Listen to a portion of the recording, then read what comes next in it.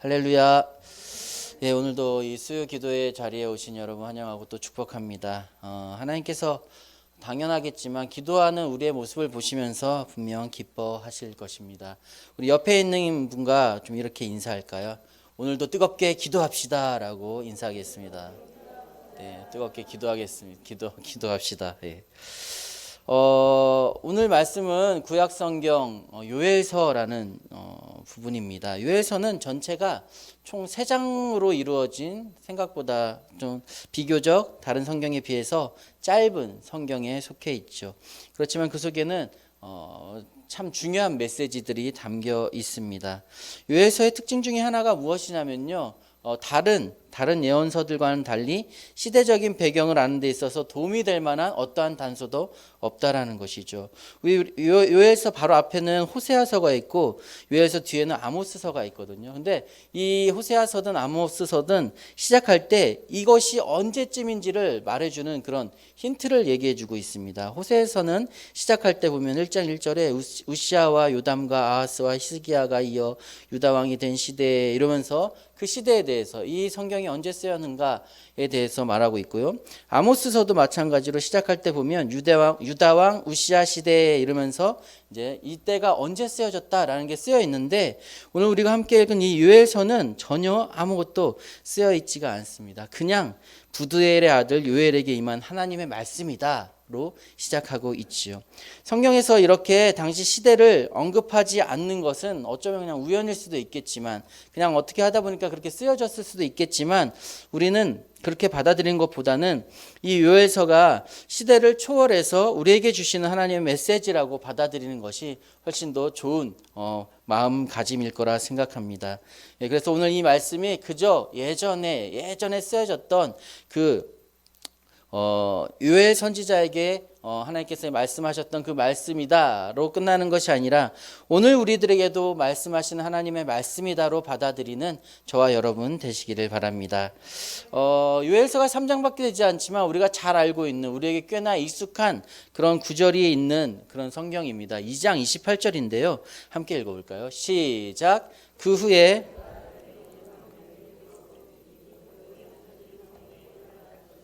너희 늙은이는 꿈을 꾸며 너희 젊은이는 이상을 볼 것이며.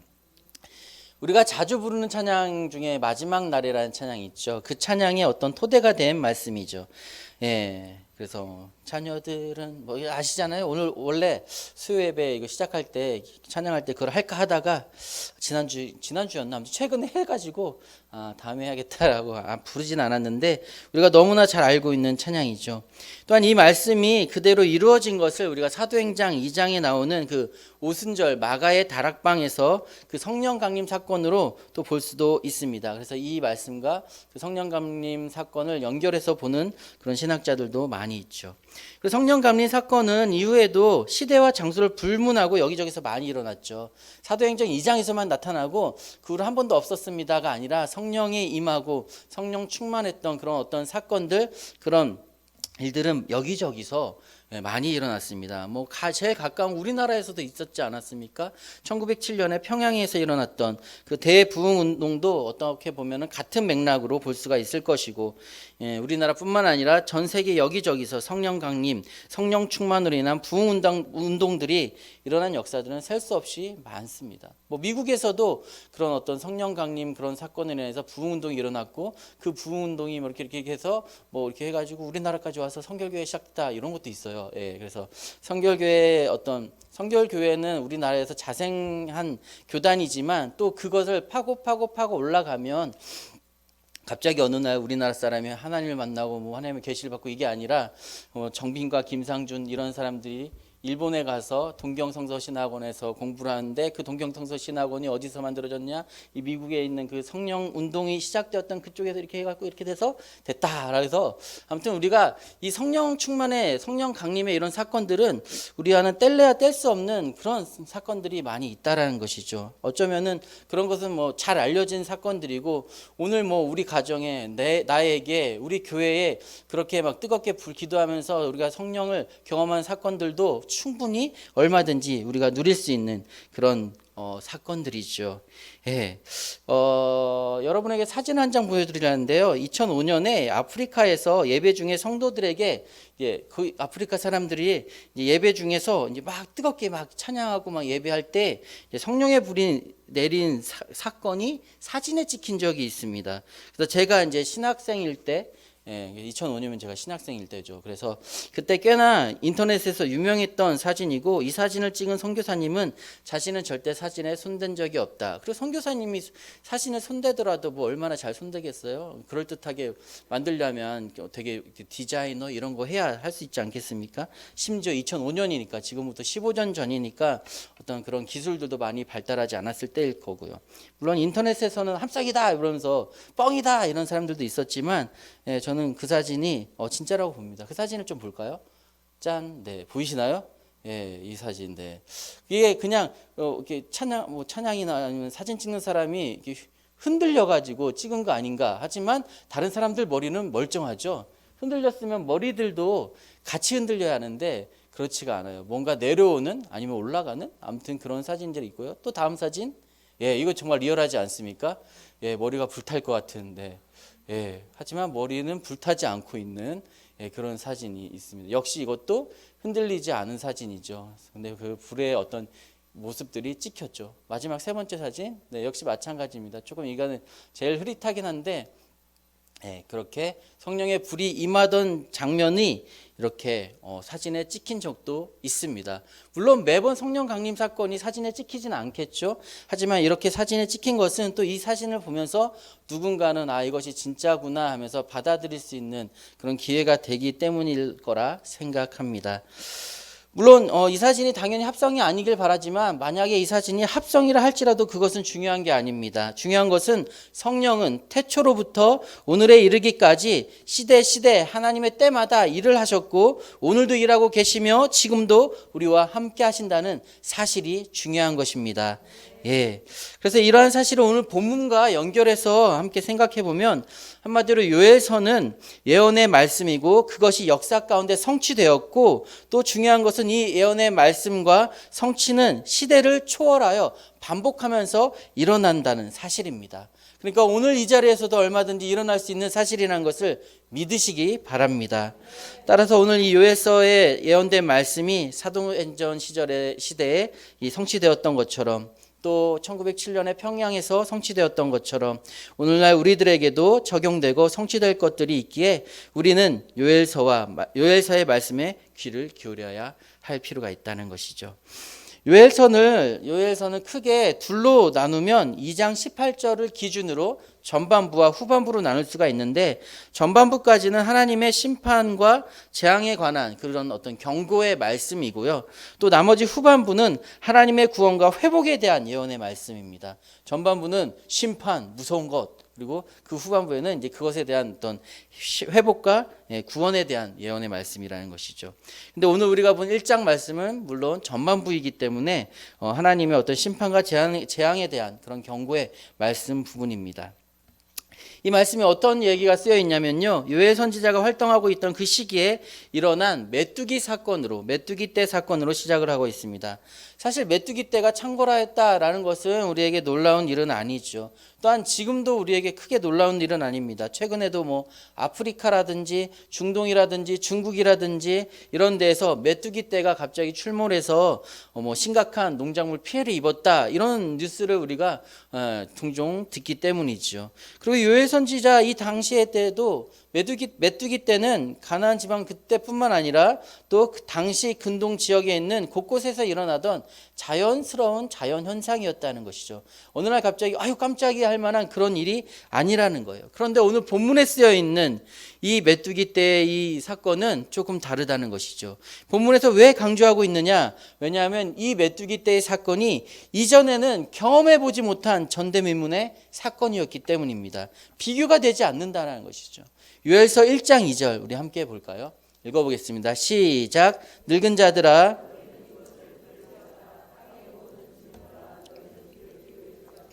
너희의 날이나 너희 조상들의 날에 이런 일이 있었느냐. 아멘.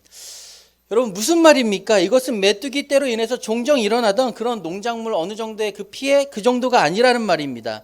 모양은 비슷했지만 그 규모나 상황이 이제껏 경험해 보지 못한 엄청났다라는 것이죠. 그래서 당시 경험이 많은 노인들도 생전 처음 보는 것이었고 그들의 조상에게도 들어보지 못해서 이것이 어떻게 우리가 대처해야 하는가 이것에 대해서 아무것도 모르는 그런 상황을 맞이한 것입니다. 그러니까 조상 때부터도 들어보지 못한 그런 일이 오늘 여기 일어났다는 것이죠. 메뚜기 떼가요. 그럼 그 메뚜기 떼가 어떻게 나타났느냐? 4절 말씀인데요. 함께 읽어보겠습니다. 시작. 팥중이가 남긴 것을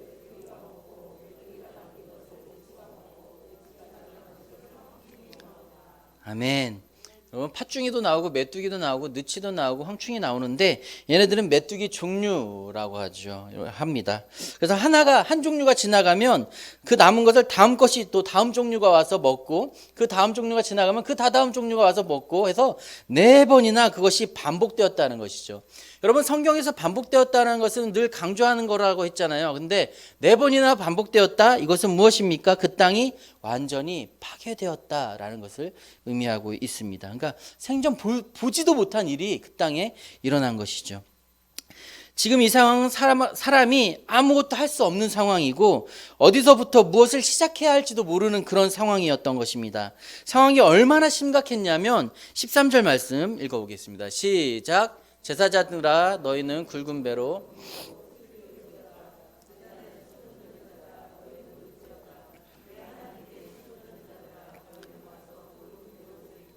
밤이 새도록 누울지어다. 이는 소제와 전제를 너희 하나님의 성전에 드리지 못함이로다.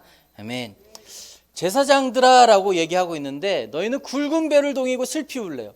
여러분 굵은 배 이런 거 성경에서 많이 나오는 거 아시죠? 가장 뭔가 나의 슬픔을 최대한 표현할 때 쓰는 굵은 배 또는 옷을 찢거나 뭐 죄를 붓거나 이런 것들이 가장 뭔가 내가 고통스럽다 슬프다는 것들 표현하는 것이거든요. 굵은 배로 동이고 슬피 울면서 하라는 것이죠. 왜 그러냐면 하나님의 성전에서 예배를 드리지 못하게 되었다라는 것이에요. 그냥 못 먹고 이 정도가 아니라 성전에서 예배를 드리지 못할 정도로 아주 그냥 심각한 상황에 이 사람들이 만났다는 것이죠. 여러분 예배를 드리지 못하는 상황, 요즘 우리가 만난 상황과 비슷한 부분이 또 있지 않습니까? 흔히 이런 상황이 오면 사람들 중에서는 하나님께서 벌을 주셨다라고 말하기도 합니다. 그런 목사님들도 있죠. 모르겠어요. 저는 판단은 하지 않지만 오늘 이 요엘은 그 재앙이 하나님께서 주신 것이라고 섣부르게 말하지 않습니다. 똑같이 예배를 드리지 못할 정도의 어려움이 있었는데 이것은 하나님께서 우리에게 벌을 주시는 거다라고 섣부르게 말하지 않습니다. 대신에 이런 일들을 통해서 요엘이 우리에게 한 가지 생각해야 할 것을 던져주고 있는데 그것이 무엇이냐면 15절 말씀인데요. 읽어보겠습니다. 시작. 슬프다 그날이여 이르리로다. 아멘. 여러분 예전에 만나보지도 못한 어려운 상황을 만났고 예배도 드리지 못할 이런 최악의 상황 가운데서 요엘이 말하는 것은 지금 이 상황에 낙심하기보다는 아직 오지 않은 날이 있는데 그 날이 무엇이냐? 여호와의 날이다 라는 것입니다. 그날은요 하나님께서 일으키신 심판의 날이기 때문에 그 누구도 그 무엇도 막을 수 없는 멸망의 날이 되는 것이죠.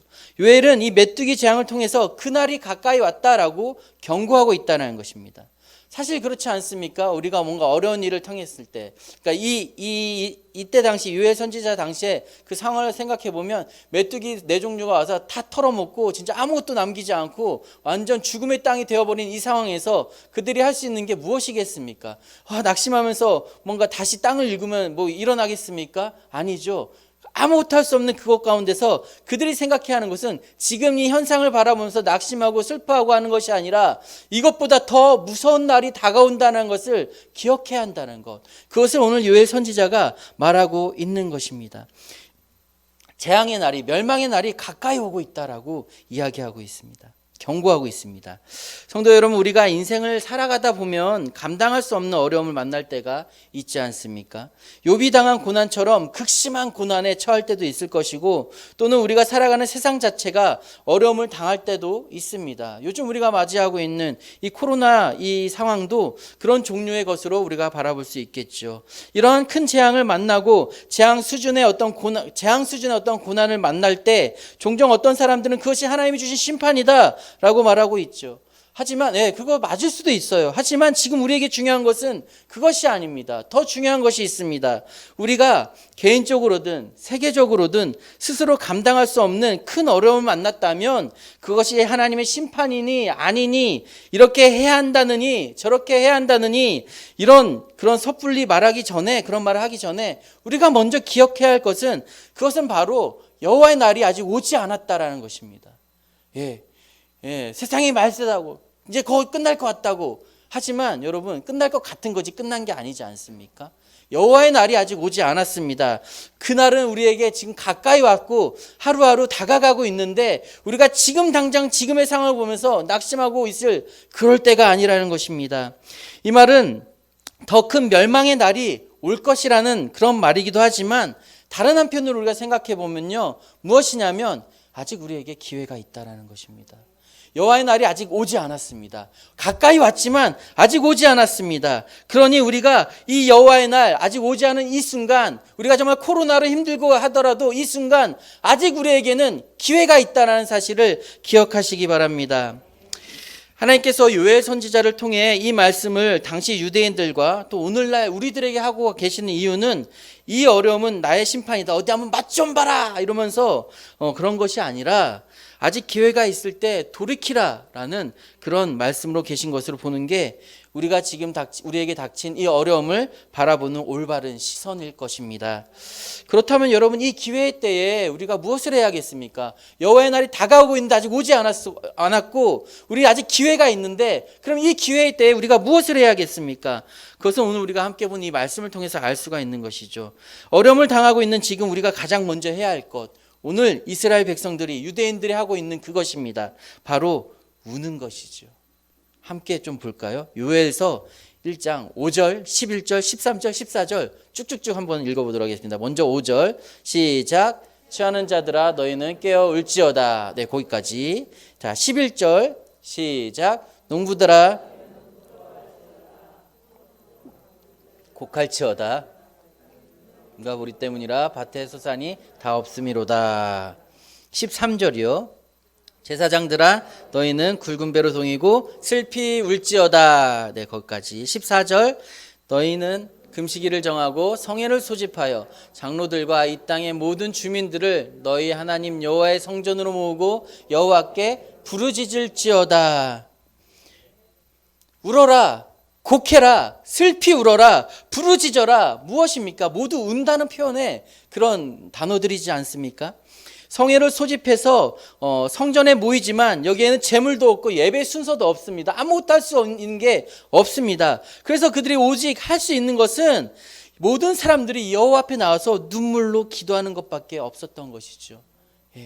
물론 우리의 상황에 비교하면 우리가 코로나로 인해서 어려움을 당하고 있지만 이 요엘 선지자의 시대만큼 어렵지는 않죠. 모든 게 없어지고 아무것도 할 수 없고 그렇지 않지만, 여러분, 그렇다면 우리의 상황이 지금 이 요엘 선지자 때보다 조금 더 나은 상황 아니겠습니까? 그럼 우리가 어떻게 해야겠습니까? 이것을 기회 삼아 또 우리가 이 요엘 말씀을 통해서 우리가 다시 한번 기도할 때구나, 더 간절히 기도할 때구나, 우리가 이것을 알아야 하는 것이죠.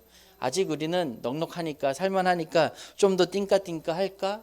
좀 더 우리가 하나님이 설마 오겠어? 이런 마음으로 오늘 내일 그냥 내가 하고 싶은 대로 살며 살아간다면 진짜 그날이 당장 내일 와도 우리가 지금 어색하지 않은 시대를 살아가고 있기 때문에 우리는 그런 마음 먹어서는 안 될 것입니다.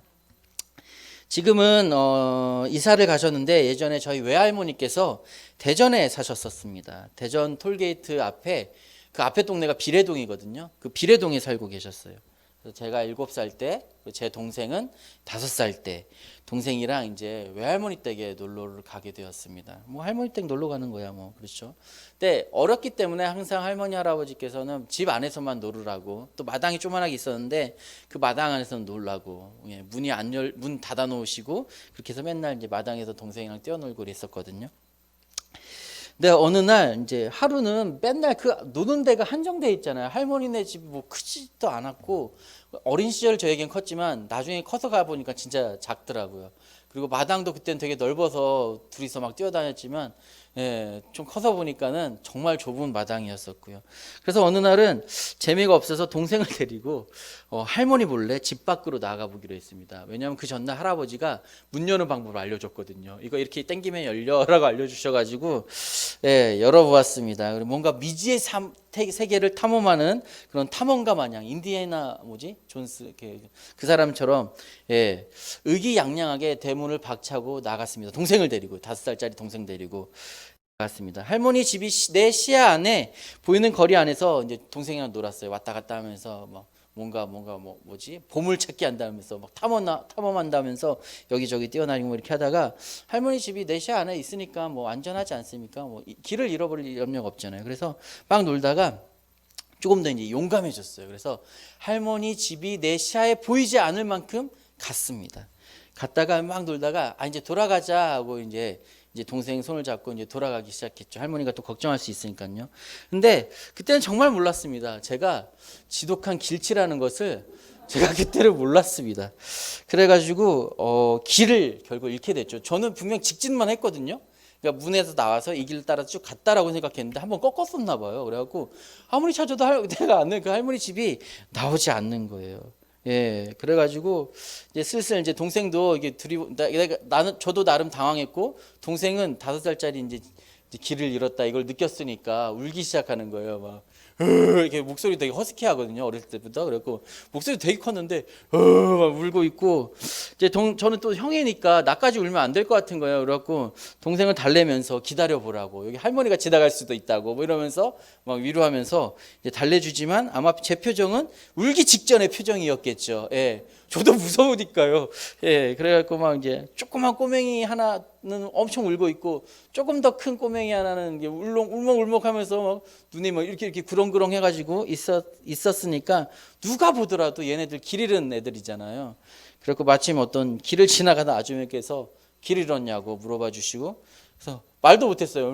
이렇게 나오니까 말도 못하고 막 고개만 끄덕끄덕 했더니, 그 톨게이트 앞에, 지금은 비어 있는데 톨게이트 앞에 파출소처럼 이렇게 조그맣게 뭐라고 해야지, 지구대 뭐 이런 거 있을 수 있도록 이렇게 지어놓은 게 있었어요. 거기다가 경찰 아저씨 있는 데다가 데려다 준 거예요. 사실 그 앞에 할머니 집인데 몰랐죠. 그래가지고 갔어요. 그래서 이제 길을 잃었다 뭐 이러면서 설명해주고, 제 동생 울다 지쳐서 잠이 들었고, 그래서 경찰 아저씨들 쉬는 방이 있더라고, 그 안에. 그래서 경찰 아저씨 몇 분 자고 계시는데 지도 거기 들어가서 같이 자고 있고, 저는 쫄아가지고 겁이 많아가지고 자면 어떻게 될지 모른다 이런 생각에 막 이렇게 위축되어서 이렇게 의자에 앉아 있으니까 어떤 경찰 아저씨가 와서, 야, 너 그럼 오토바이 탈래? 그러는 거예요. 예. 이랬더니 오토바이, 그 경찰 오토바이 있잖아요. 엄청 우릉우릉 하는 거. 그거를 막 타고 톨게이트를 막 이렇게 막, 거기 되게 넓거든요. 거기를 막 이렇게, 그러면 안 되겠지 경찰이. 근데 막 중앙선 침범해서 막 돌아오고 막 이렇게 하는 거예요. 되게 재밌게 깔깔대면서 깜빡 잊고, 내가 길을 잃어버린 사람이라는 깜빡 잊고 막 재밌게 놀고 딱 돌아왔죠. 그리고 돌아와서 재밌었다 이러고 앉아있는데, 그때 할머니가 딱 들어오시는 거예요. 그리고 이제 제 등에는 할머니 손자국이 크게 남았죠. 이제껏 맞아봤던 것 중에 제일 아팠던 것 같아요. 할머니도 엄청 찾았던 거죠. 그래서 어떻게 알게 돼서, 제가 그때 저희 집 문경에 살았었는데 그 문경 집 전화번호를 알고 있어가지고 외우고 있어서 그 얘기를 하고, 그래서 저희 부모님께 전화가 갔고, 저희 부모님이 할머니께 전화를 하고, 근데 핸드폰이 없었으니까요. 그래서 할머니가 파출소에 찾아와서, 동생은 자다가 맞았어요. 그래도 저보다 더 힘들었겠죠, 갑자기.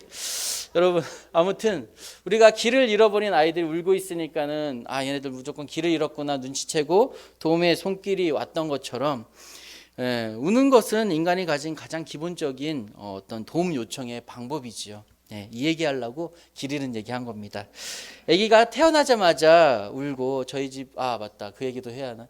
개인적인 거지만 저희 집 셋째에 대해서 궁금해하시는데 딸입니다. 곧 태어날 것인데 얘가 이제 태어나면 울겠죠. 태어났으니까 난 살아있다 울 것이고 또 배고파도 울 것이고 똥 싸도 울 것이란 말이죠. 아무것도 할 줄 모르는 아기도 할 수 있는 유일한 것이 무엇이냐면 우는 것이죠. 그래서 우는 것으로 모든 것을 해결한다는 것입니다. 성도 여러분, 우는 것 자체에 도움이 임하는 능력이 있음을 믿으시기 바랍니다. 그리고 함께 울 때 더 큰 능력이 있음을 기억하시기 바랍니다. 여러분, 눈물이 언제 납니까? 스스로 할 수 있다라고 생각하면 눈물이 나오지 않습니다. 어떻게든 내가 혼자서 해보려고 시도해 보겠지요. 그러다가 이리 돌려보고 저리 돌려봐도 도저히 어쩔 수가 없고 진짜 막막하다, 벽이다, 더 이상 내가 할 수 있는 게 아무것도 없다라는 것이 깨달아졌을 때 그때 진실하고 간절한 울음이 나오는 것 아니겠습니까? 마찬가지로 앞이 보이지 않는 이 암흑 같은 이 절망적인 상황 속에서 우리가 하나님의 도움을 받을 수 있는 가장 빠른 길은 속히 주님께 얼굴을 돌리고 우리가 눈물로 기도하는 것, 여호와께 부르짖어 우는 것이라는 것 우리가 기억하시기 바랍니다. 혼자 우는 것이 아니고 우리가 공동체로 함께 울었을 때 그 울음이 하나님께 더 큰 강력한 도움의 요청의 기도로서 나아가게 될 줄로 믿으시기 바랍니다. 오늘 이 말씀은 오늘 우리들에게 또 한국교회에게 너무나 딱 말씀이라는 생각 들지 않습니까? 한국교회 역사상 어느 때보다도 가장 큰 사회적인 지탄을 받고 있고 무기력하고 심지어는 예배당에 모여서 예배드린 것도 불가능했었던 그런 상황 가운데 우리가 이전에 경험해보지 못한 어려움들을 만나고 있습니다. 이때 우리가 가장 먼저 해야 할 것은 우리가 더 무엇을 해볼 수 있을까? 어떻게 하면 사람들이 다시 모일 수 있을까? 이런 고민도 해야겠지만 그것보다 더 먼저 우리가 해야 할 것은 우리가 어떻게 해보면 될 것이라는 그런 교만함을 내려놓고 우리의 무능함을 인정하고 하나님 앞에 속히 눈물의 기도를 회복하는 것이라 생각합니다. 말씀 정리하겠습니다. 하나님께서는 우리의 기도에 귀를 기울이고 계십니다. 특히 오늘 말씀은 하나님께서 우리에게 뭐라고 말씀하셨냐면 나를 향해서 울라라고 얘기했습니다. 여호와께 울으라라고 얘기하고 있습니다. 이것이 무엇입니까? 눈물의 기도가 들리면 언제라도 응답해 줄 준비가 되어져 있다라는 것 아니겠습니까? 나에게 울어라. 내가 그 울음에 대답해 주겠다. 응답해 주겠다. 그 얘기인 것입니다. 여러분, 마태복음 5장에 나오는 그 팔복의 말씀에서도 애통하는 자는 복이 있나니 하나님께서 위로를 주실 것이라고 하였습니다. 여러분, 이 저녁에 우리가 함께 부르짖어 기도할 때에 우리 모두 눈물의 기도가 회복되어지고 또 하나님 앞에 다시 한번 나아가서 우리의 교만을 내려놓고 하나님으로부터 내려오는 모든 피로를 체험받고 우리가 다시 한번 샘 얻는 그런 이 시간이 되시기를 또 우리 한내교회 성도 여러분이 되시기를 주님의 이름으로 축원드립니다.